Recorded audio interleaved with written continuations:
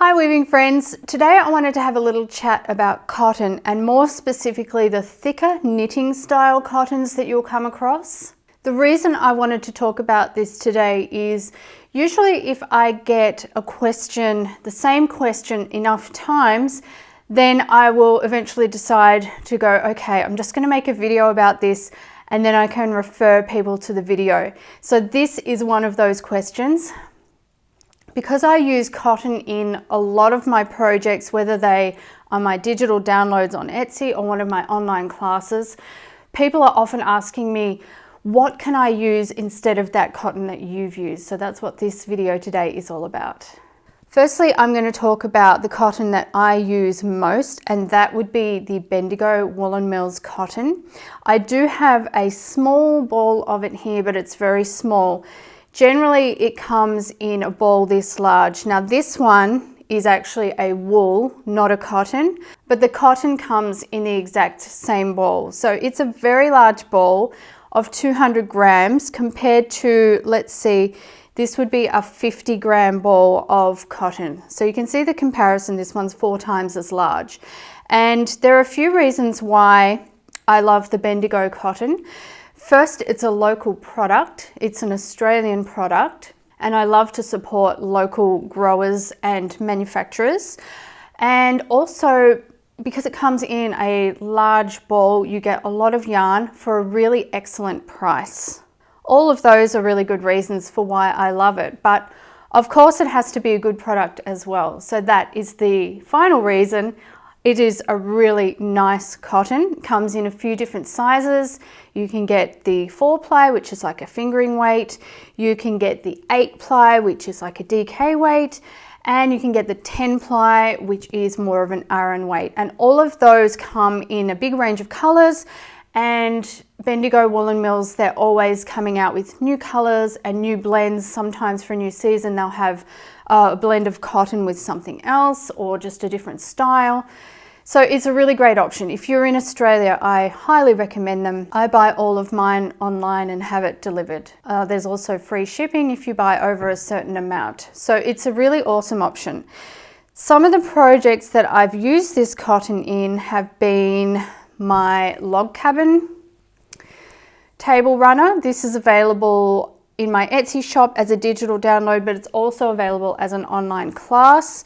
Many of you will be familiar with these towels. These are the wash your hands towels. This is a free project. I used the Bendigo cotton for those. I also used it for the pinwheel table topper. That's an online class for rigid heddle loom. And other projects include the Luxe hand towels available as a digital download from my Etsy shop, and the double width baby blanket, which is an online class over at the Online Weaving School.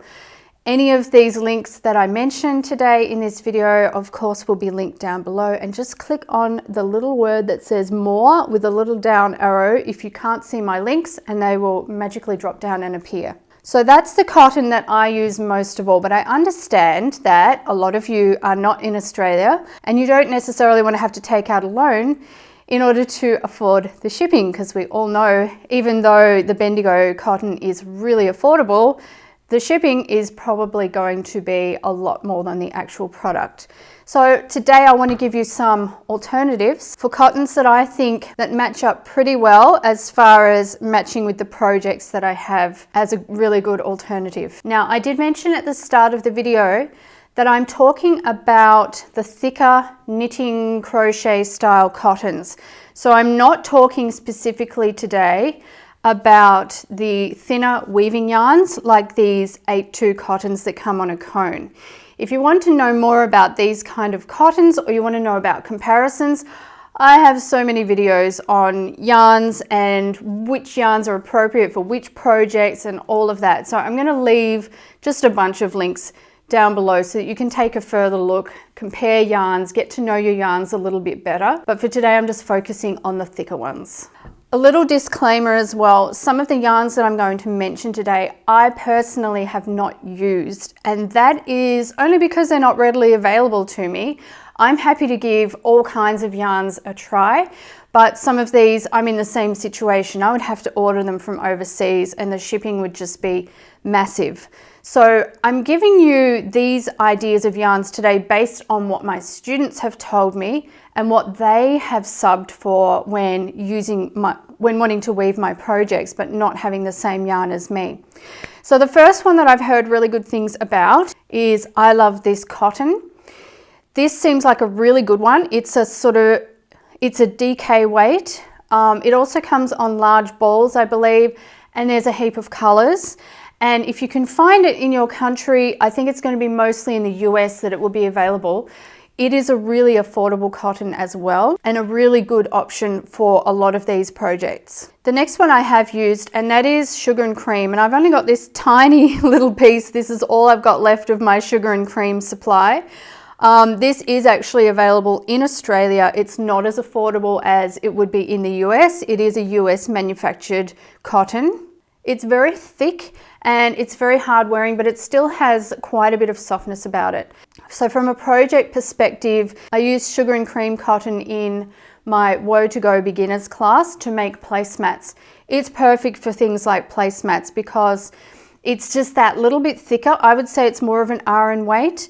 It's not as low as a DK weight. So if you're using this in, say, you wouldn't use it in a 10 dent heddle, that's too small. You can use it in a 7.5 dent heddle, but I wouldn't go any lower than that. And it's also would be really fantastic for things like hand towels, so like the Luxe hand towels. It would be fantastic for dishcloths if you like weaving your own dishcloths with a bit of texture or whatever. And I do have a members only class at the online weaving school for dishcloths. This is just perfect for that. And if you buy it in the US, it's very affordable. The next cotton I can recommend is Picks Dishie. This is a really nice one. Again, comes in a lot of colors, is readily available in certain countries and would be suitable as a substitute for a lot of the projects that I've already talked about. Again, it's like that hard wearing cotton, but still has a bit of loft and softness to it. So it's a little bit adaptable. It's not going to be just for your really hard wearing projects in the kitchen. Could be used for that, but could also be used for something like a baby blanket. It is a DK weight.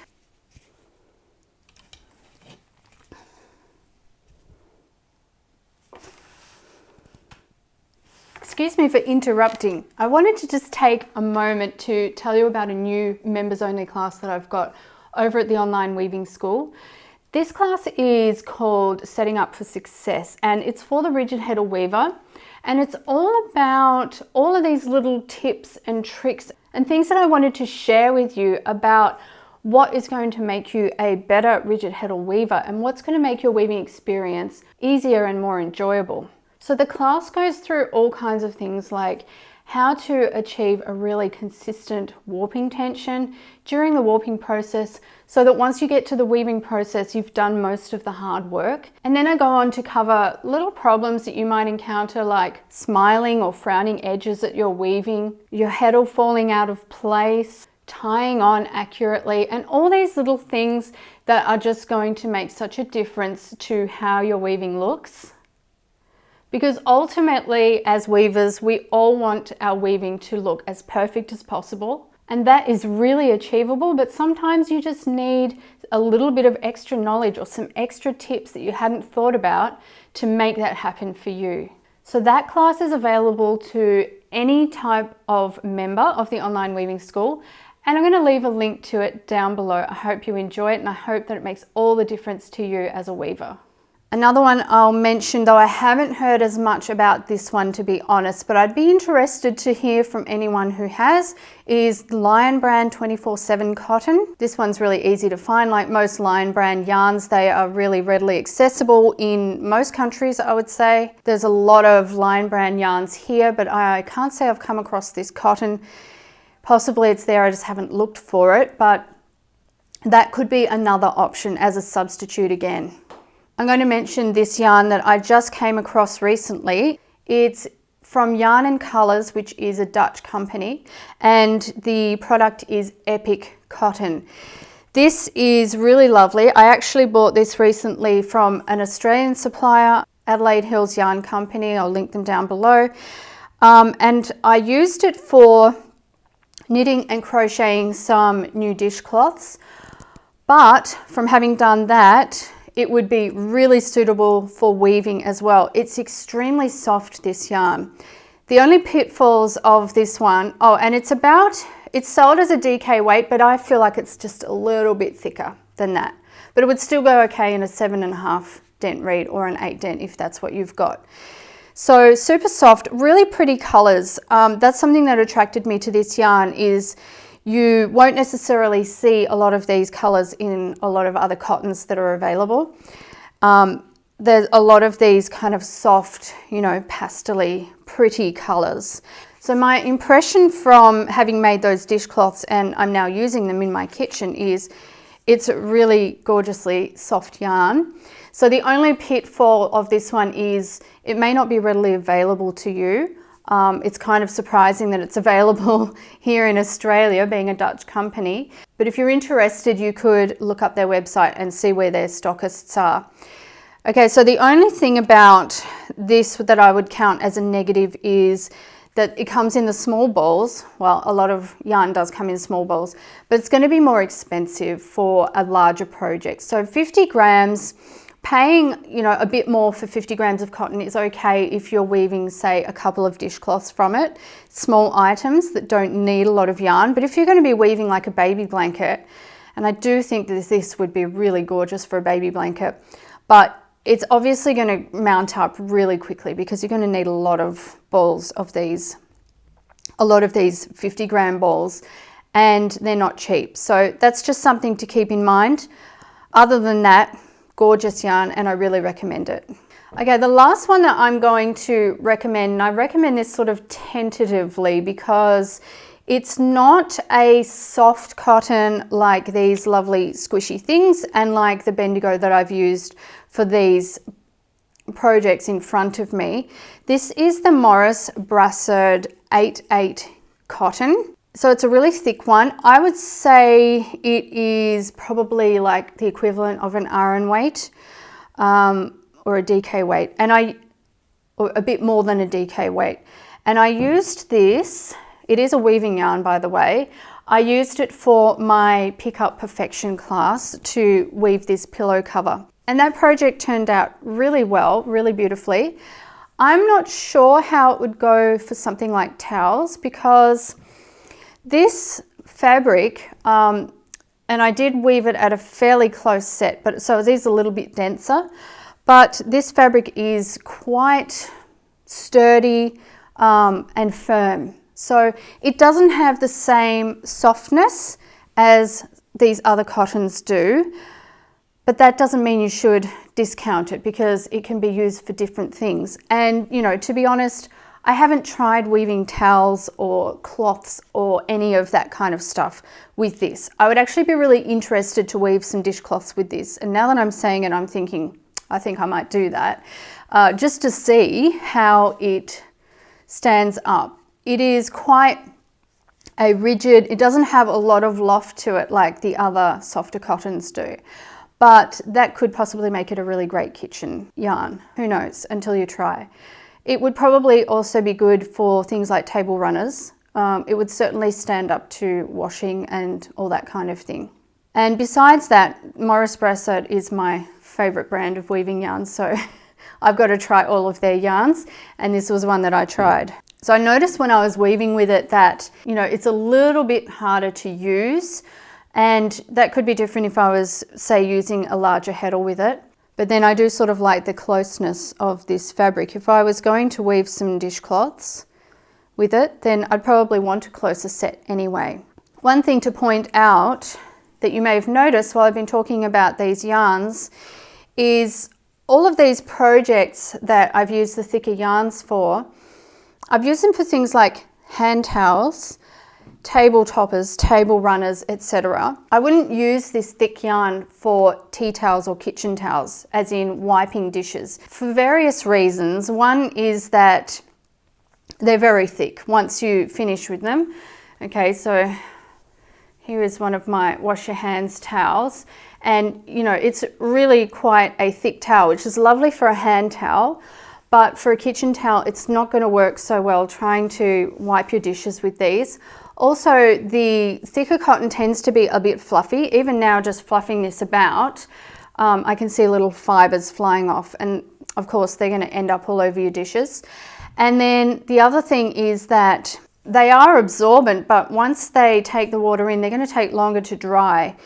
So for me, you know, in our house, we're doing dishes all day, every day. There are just a ton of dishes, and we use tea towels all the time.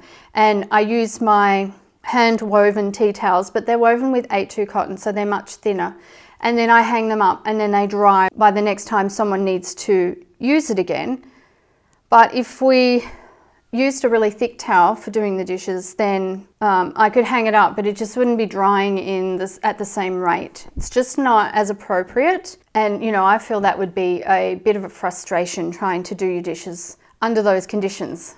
Okay, so that's all I wanted to say about the cotton. I've got those recommendations for you. I'm going to link them down below. What I'd like from you now is, if you've used a cotton that you think has been really great experience for you in your weaving, and especially if you've used it to weave any of my patterns or classes and you found that you had really good results. If I haven't mentioned that cotton, please leave a comment to share it with other people, because especially in some countries, it can be really surprising. In the UK and European countries, in African countries, it can be really hard for the home weaver to find appropriate yarns for all kinds of projects. Like, they're just not available. It's really surprising to me, considering the history of weaving in a lot of these countries. But it seems like that's just where things are at the moment, and they have to order from outside of their country, which must be really frustrating. So the more we can kind of let people know where we can find yarns and what they're like and whether they're suitable for weaving, then we're going to help everybody and hopefully take a bit of that frustration out of the searching for yarns process for them. And if you live in a country like me where you do have a wide range of choice of yarns, then I hope you consider yourself really blessed. I know for me, I'm really thankful to have the availability of yarns that we have here in Australia. Well, that's it from me today, folks. I hope we can keep this conversation going in the comments down below and help everybody out. And until next time, happy weaving.